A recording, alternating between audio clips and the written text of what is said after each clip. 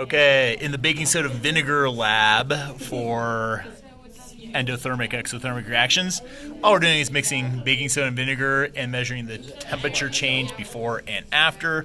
Before, they had vinegar was 20.5 degrees, and then once we mix them together, the thermometer, and it's already warmed up a little bit, but the thermometer went down to 15.0 degrees. There's the data that you can steal for the lab, absent kids.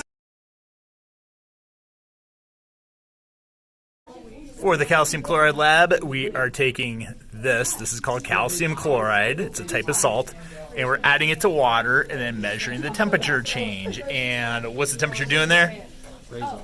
It's going up. It's already at about 42 degrees Celsius. Whereas, what was the water when you guys started? 24 degrees Celsius? Okay, thanks. All right, the third experiment in the endothermic exothermic reactions is hand warmers. You would follow those procedures, and then what's happening here is we have an old hand warmer that has had a chance to cool off. That's this one, and the temperature on it is on the data table. I'll show you that in a minute. And then the other setup looks the same, but it is a fresh hand warmer just cut out of a baggie. So thermometer's measuring the temperature of that one. And here is the data we collected for that. You can steal this data and use it in your own lab if you're absent. Have a good day.